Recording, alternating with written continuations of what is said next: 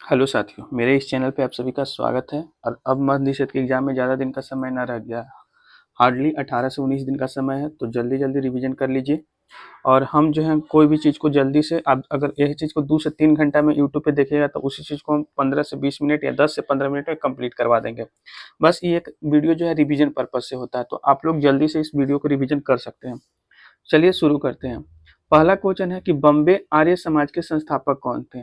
तो ये जो बॉम्बे आर्य समाज था ना, इसके संस्थापक गोपाल हरि देशमुख थे। ये क्वेश्चन जो है ज्ञान जीएस बिंदु के सेट में दिया हुआ है। तो बॉम्बे आर्य समाज के संस्थापक कौन है? तो गोपाल हरि देशमुख है। अब देखिए क्वेश्चन पूछा जा सकता है इस सबसे।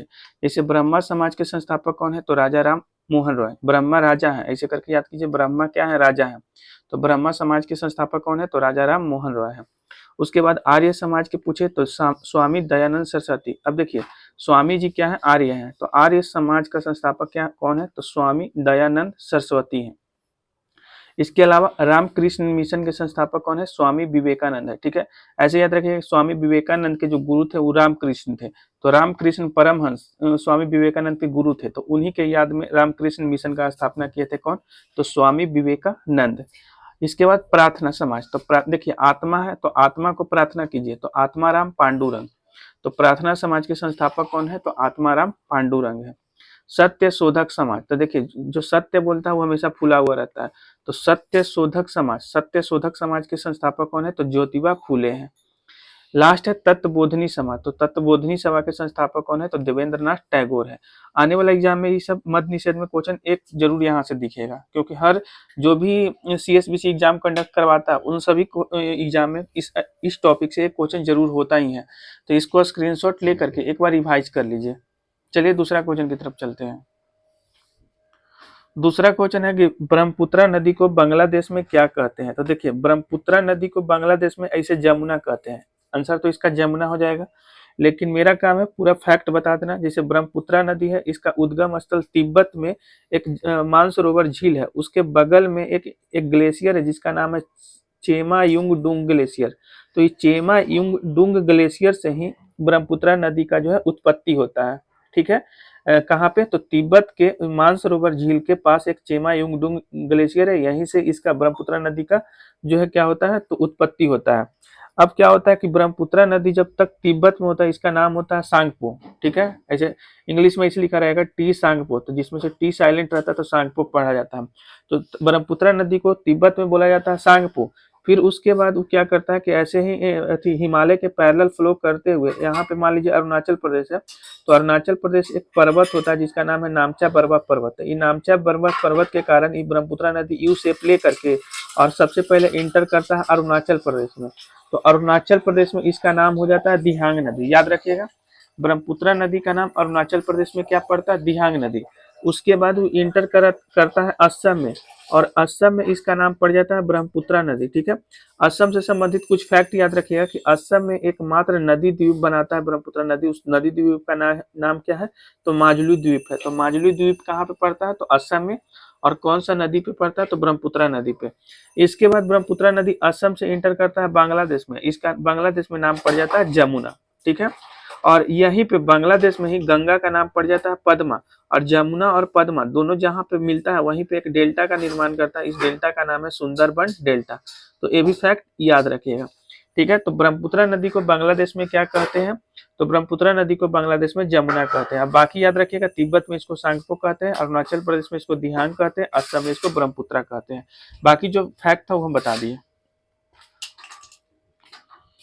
अगला क्वेश्चन है कि दासी अट्टम के नाम से किन्हें जाना जाता है? तो दासी अट्टम के नाम से भरतनाट्यम को जाना जाता है। ये भरतनाट्यम जो है कहाँ पे? भरतनाट्यम एक शास्त्रीय नृत्य है, और दासी अट्टम जो है इसी को कहा गया भरतनाट्यम को, जो कि तमिलनाडु में पॉपुलर है। और ये जो है किस पे आधारित है दासी अट्टम या भरतनाट्यम? तो भरत मुनि के नाट्य शास्त्र पे आधारित। ये भी क्वेश्चन कई बार एग्जाम में दिखा है कि नाट्य शास्त्र किसका है? तो भरत मुनि का है, और नाट्य शास्त्र पर ही आधारित है दासी अट्टम। कुछ यहाँ पे जो कुछ लोग हैं जो कि जिनका संबंध इस भरतनाट्यम से, नाम याद रखिएगा, यामिनी कृष्णमूर्ति है, सोनल मानसिंह है और रुक्मणी देवी सिंह है। ठीक, तो यहाँ से सब तीनों से क्वेश्चन एग्जाम में आ जाता है, इसलिए बता दें। इसके अलावा हम बता दिए थे, कल वाला वीडियो में बताया था कि भारत के कुछ शास्त्रीय नृत्य है जो कि भारत में होता है, जैसे कि बताया था कि भरतनाट्यम तमिलनाडु का है, कुचिपुड़ी आंध्र प्रदेश का है, कथक उत्तर प्रदेश का है, कथकली केरला का है, मोहिनीअट्टम केरला का है, सत्रिया असम का है। तो ये सभी याद रखिएगा, वहां से एग्जाम में क्वेश्चन दिख सकता है। चलिए अगला अगला क्वेश्चन है कि खीर भवानी उत्सव कहाँ पे मनाया जाता है। तो ये खीर भवानी उत्सव 2025 में जम्मू कश्मीर में मनाया गया है। तो खीर भवानी उत्सव कहाँ मनाया जाता है? जम्मू कश्मीर। देखिए कुछ प्रमुख उत्सव जहां से एग्जाम में क्वेश्चन दिख सकता है, जैसे बिहू पूछ दे तो बिहू असम में मनाया जाता है। बिहू कहाँ का उत्सव है? असम का। इसके अलावा नागालैंड में क्या है? तो नागालैंड में एक हॉर्नबिल है, बहुत बार एग्जाम में क्वेश्चन पूछा गया है। ठीक है, हॉर्न बजाया तो नाग आ गया, तो ऐसे याद कीजिए हॉर्नबिल कहाँ का है? तो नागालैंड का है। इसके अलावा मोआत्सु भी नागालैंड का है। ठीक है, और अगर मणिपुर के पूछे तो दो गो, संघाई और याओसांग। संघाई कहाँ का है? मणिपुर का है। और याओसांग भी कहाँ का है? मणिपुर का है। इसके अलावा बांग्ला, तो ये जो बांग्ला है वो कहाँ का है? तो मेघालय का। इसे याद रखिएगा कि मेघ आया तो लोग कहाँ चला गया? बांग्ला में चला गया। तो मेघालय कहाँ का है? तो बांग्ला का है। चापचर कूट कहाँ का है? तो मिजोरम का है। ठीक है, चापचर कूट कहाँ का है? मिजोरम का। लोसार कहाँ का है? तो अरुणाचल प्रदेश का है। लोसार कहाँ का है? अरुणाचल प्रदेश का। इसके अलावा उगाडी पूछे तो आंध्र प्रदेश का। उगादी कहाँ का है? तो आंध्र प्रदेश का। काम्बाला कहाँ का है? तो कर्नाटका का है। अम्बाला काम्बाला कहाँ का है? कर्नाटका का। बथुकम्मा तो बहुत बार एग्जाम में आया है। बथुकम्मा कहाँ का है? तेलंगाना का है। लठमार होली कहाँ का है? तो उत्तर प्रदेश का है। और हरेली कहाँ का है? तो छत्तीसगढ़ का है। इसके अलावा जट जटिन पूछे तो अपना राज्य बिहार का ही हो जाएगा।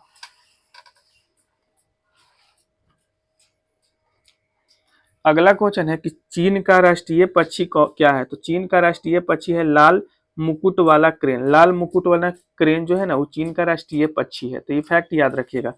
बाकी अगला है प्रस्तावना में सही क्रम। ये भी क्वेश्चन जो है ना उठाए हैं ज्ञान जी इस बिंदु के ही सेट से। तो प्रस्तावना में जो सही क्रम है उसको क्रम को सजाइए। तो देखिए सबसे पहले है प्रभुत्व संपन्न, उसके बाद है समाजवाद, और उसके बाद है पंथ निरपेक्ष, और उसके बाद है लोकतंत्रात्मक, और लास्ट में आता है गणराज्य। तो इसको मिलान करने के लिए आपको आएगा कि क्रम में सजाइए। तो ये वाला क्रम को आप स्क्रीनशॉट ले लीजिए, एक बार पढ़ लीजिएगा। देखिए प्रस्तावना में जो विचार लिया गया था वो कहाँ से लिया गया था? तो अमेरिका के संविधान से लिया गया था। प्रस्तावना का जो विचार था वो कहाँ से लिया गया था? तो अमेरिका के संविधान से। और प्रस्तावना में जो भाषा है वो कहाँ से लिया गया था? तो ऑस्ट्रेलिया से लिया गया था। ये दोनों याद रखिएगा। और प्रस्तावना में मात्र एक ही बार संशोधन हुआ है, वो है 1976 में 42वां संविधान संशोधन। तो ये भी फैक्ट याद रखिएगा, 42वां संविधान संशोधन 1976 के समय में एक बार ही प्रस्तावना में संशोधन किया गया था। अच्छा बताइएगा ना कि जो हमारे संविधान में जो मौलिक कर्तव्य है यानी फंडामेंटल ड्यूटीज है वो भी कब जोड़ा गया था? तो 42वां संविधान संशोधन 1976 के तहत ही जोड़ा गया था। ठीक है, 42वां संविधान संशोधन 1976 को जो है मिनी संविधान कहा जाता है, क्योंकि इस दौरान बहुत सारे चीज जो है संविधान में संशोधित किया गया था। अब ये सब तो फैक्ट बता दिए। प्रस्तावना का विचार अमेरिका से, प्रस्तावना का भाषा कहाँ से लिया गया था? ऑस्ट्रेलिया से। प्रस्तावना में एक बार संशोधन हुआ था 42वां संविधान संशोधन 1976 में, जिसके तहत 3 गो शब्द जोड़ा गया था, समाजवादी, पंथ निरपेक्ष और अखंडता। ये क्वेश्चन पूछा गया है बीपीएससी में कि बताइए कि निम्नलिखित में से कौन सा संविधान 42वां संविधान संशोधन के तहत नहीं जोड़ा गया था? तो 3 गो याद रखिएगा, उसके अलावा कुछ भी एक्स्ट्रा मिल जाए तो आंसर हो जाएगा। अच्छा बताइएगा ना कि नीति निर्देशक तत्व कहाँ से लिया गया है? तो यूएसएसआर के संविधान से लिया गया है। फंडामेंटल राइट यानी मौलिक अधिकार कहाँ से लिया गया है? तो अमेरिका के संविधान से लिया गया है।